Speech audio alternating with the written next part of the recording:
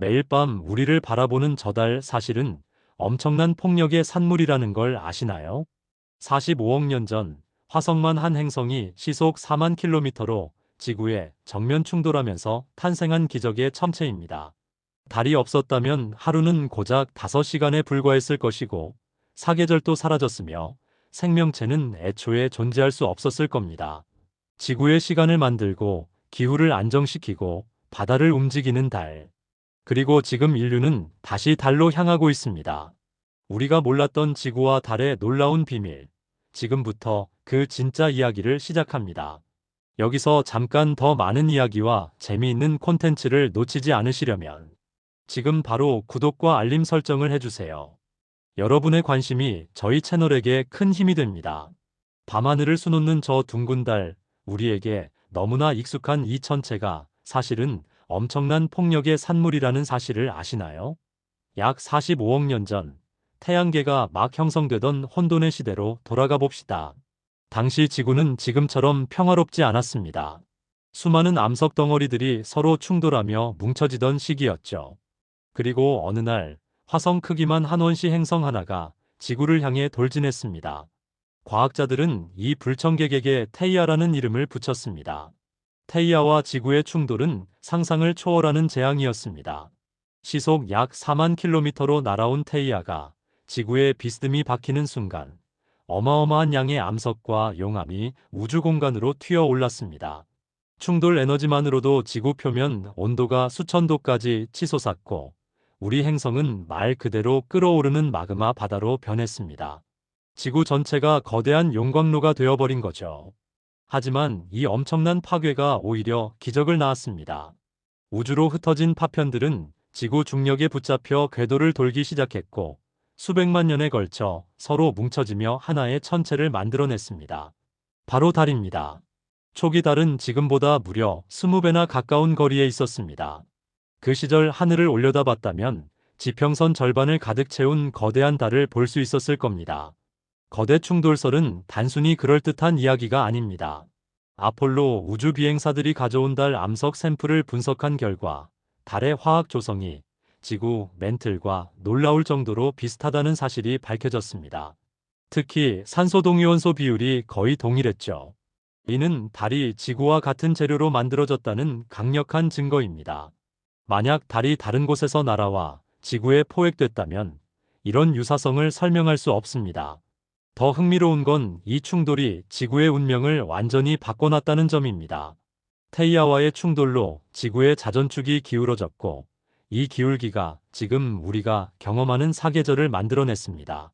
또한 충돌 과정에서 지구 내부의 철 성분이 핵으로 가라앉으면서 강력한 자기장이 형성됐습니다. 이 자기장이 없었다면 태양풍이 지구 대기를 벗겨냈을 테고 생명체가 살 수 없는 황량한 행성이 됐을 겁니다. 결국 달의 탄생은 우연한 사고가 아니라 지구를 생명의 요람으로 만든 결정적 사건이었습니다. 파괴에서 시작된 창조, 그것이 바로 달의 진짜 이야기입니다. 지구와 달은 45억 년 동안 단 한순간도 서로를 놓지 않았습니다. 이 둘을 붙들고 있는 힘, 바로 중력입니다. 평균 38만 4천 킬로미터 떨어진 이 거리에서 지구는 달을 잡아당기고 달 역시 지구를 당깁니다. 흔히 지구만 달을 끌어당긴다고 생각하지만 사실 달도 지구에 상당한 영향을 미치고 있습니다. 질량은 지구의 81분의 1에 불과하지만 달의 중력은 지구 전체를 미세하게 흔들어 놓습니다. 가장 극적인 증거가 바로 조석 현상입니다. 바닷물이 하루에 2번씩 밀려왔다 빠지는 이 현상은 달의 중력이 만든 작품입니다. 달에 가까운 쪽 바다는 달 쪽으로 끌려 올라가고 반대편 바다는 원심력 때문에 바깥쪽으로 부풀어 오릅니다. 그래서 지구 양쪽에서 동시에 만조가 일어나는 겁니다. 캐나다 펀디만에서는 조수간만의 차이가 무려 16m에 달합니다. 5층 건물 높이만큼 바닷물이 오르락 내리락 하는 거죠. 그런데 조석은 바다에만 일어나는 게 아닙니다. 지구의 단단한 땅덩어리조차 달의 중력에 반응해 하루에 약 30cm씩 부풀었다 수축합니다.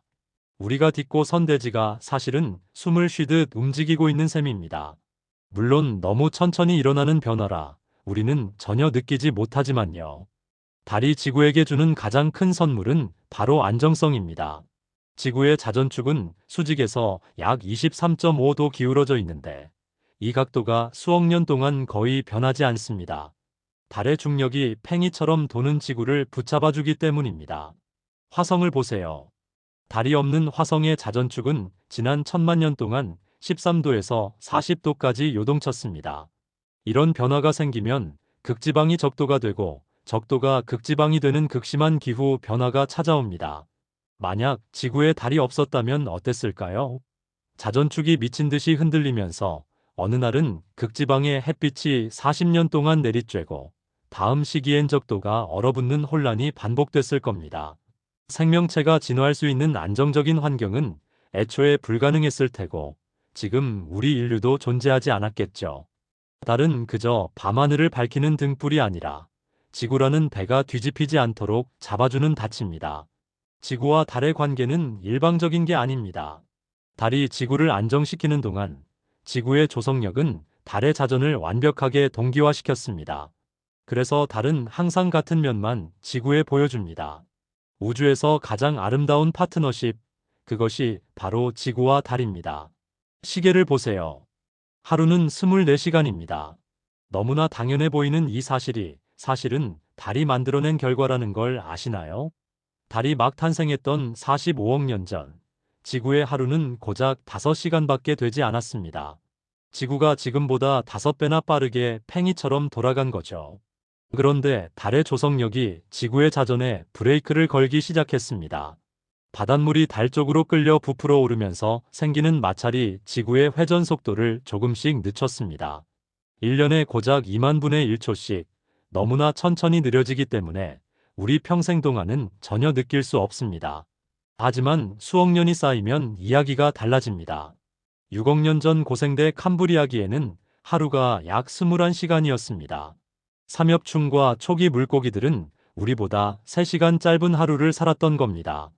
과학자들은 고대 산호 화석을 통해 이를 증명했습니다. 산호는 낮과 밤에 따라 서로 다른 성장 패턴을 보이는데 화석에 새겨진 이 성장선을 세어보니 4억 년 전에는 1년이 400일이 넘었습니다. 하루가 약 22시간이었다는 뜻이죠. 지구는 지금도 계속 느려지고 있습니다. 먼 미래에는 하루가 30시간, 40시간으로 늘어날 겁니다. 재미있는 건 지구가 느려지는 만큼 달은 멀어진다는 사실입니다. 지구의 회전 에너지가 달의 궤도 에너지로 전환되면서 달은 매년 약 3.8cm씩 지구에서 멀어지고 있습니다. 손톱이 자라는 속도와 비슷하죠. 레이저 거리 측정 실험으로 실제로 확인된 수치입니다. 아폴로 우주 비행사들이 달 표면에 설치한 반사경에 레이저를 쏴서 측정한 결과입니다. 수십억 년 후에는 달이 지금보다 훨씬 멀리 떨어져 있을 겁니다. 그때쯤이면 하루의 길이와 달의 공전 주기가 똑같아져서 지구도 달처럼 항상 같은 면만 달에게 보여주게 됩니다. 지구의 한쪽은 영원히 달을 보고 반대쪽은 영원히 달을 볼 수 없는 기묘한 상황이 펼쳐지는 거죠. 달이 없는 세상을 상상해 봅시다. 하루는 여전히 5시간 정도로 짧았을 겁니다. 폭풍처럼 빠른 자전 때문에 초속 100m가 넘는 끔찍한 바람이 끊임없이 불어댔을 테고 급격한 온도 변화로 생명체가 적응하기 거의 불가능했을 겁니다. 계절도 무너졌을 테니 안정적인 생태계는 꿈도 꾸지 못했겠죠. 결국 달은 지구에게 시간을 선물했습니다. 생명이 숨쉬고 진화할 수 있는 느긋하고 안정적인 시간 말입니다. 우리가 지금 이 순간을 누릴 수 있는 건 모두 달 덕분입니다. 인류는 수천 년 동안 달을 올려다보며 꿈꿨습니다. 그리고 1969년 7월 20일 마침내 그 꿈이 현실이 됐습니다. 닐 암스트롱이 달 표면에 첫 발을 내디뎠을 때 지구에서는 약 6억 명이 텔레비전으로 그 순간을 지켜봤습니다. 인류 역사상 가장 많은 사람이 동시에 목격한 사건이었죠. 암스트롱의 발자국은 지금도 달 표면에 그대로 남아 있습니다. 대기가 없어 바람도 비도 없으니 수백만 년 동안 지워지지 않을 겁니다. 아폴로 계획은 단순한 모험이 아니었습니다. 우주 비행사들은 총 382kg의 달 암석과 토양 샘플을 지구로 가져왔습니다. 이 샘플들을 분석한 결과 달에 대한 우리의 이해가 완전히 바뀌었습니다. 달에는 물이 전혀 없다고 생각했는데 2009년 달 궤도선이 극지방 영구 음영 지역에서 얼음을 발견했습니다. 약 6억 톤 이상의 물이 달 극지방 크레이터에 숨어 있다는 계산이 나왔습니다. 이 발견은 게임 체인저였습니다. 물은 단순히 마실 물이 아닙니다. 전기분해하면 산소와 수소로 분리되는데 산소는 호흡용으로, 수소는 로켓 연료로 쓸 수 있습니다. 달 표면의 레골리스라 불리는 토양에는 헬륨3 동위원소가 풍부합니다. 지구에서는 구하기 극도로 어려운 이 물질은 미래 핵융합 발전의 완벽한 연료입니다. 100톤의 헬륨3만 있으면 지구 전체가 1년 동안 쓸 에너지를 만들어낼 수 있습니다. 그래서 세계 각국이 다시 달로 향하고 있습니다. 미국의 아르테미스 계획은 2025년까지 인간을 다시 달에 보낼 예정입니다. 이번에는 단순히 방문하고 돌아오는 게 아니라 달 남극에 연구기지를 건설할 계획입니다.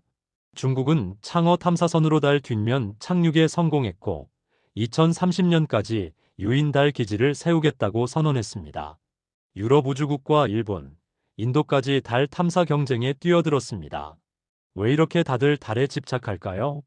달은 화성과 그 너머 깊은 우주로 가는 완벽한 전진기지이기 때문입니다. 지구 중력의 6분의 1밖에 안 되는 달에서 로켓을 발사하면 연료가 훨씬 적게 듭니다. 달 기지에서 조립한 우주선으로 화성까지 가는 게 지구에서 직접 가는 것보다 경제적입니다. 달은 우주시대의 주유소이자 조선소가 될 겁니다. 인류는 이제 달을 단순히 바라보는 존재에서 달을 활용하는 존재로 진화하고 있습니다. 수십억 년 동안 지구를 지켜온 달은 이제 인류가 우주로 나아가는 발판이 되어줄 것입니다. 달의 이야기는 끝나지 않았습니다. 오히려 지금부터가 진짜 시작입니다. 오늘의 이야기는 어떠셨나요? 오늘의 이야기가 좋았다면 구독과 좋아요를 눌러주세요. 여러분의 관심과 사랑은 저희 채널에 큰 힘이 되고 더 좋은 콘텐츠를 만들어갈 수 있어요. 오늘도 꿀찬 튜브를 시청해주셔서 감사합니다.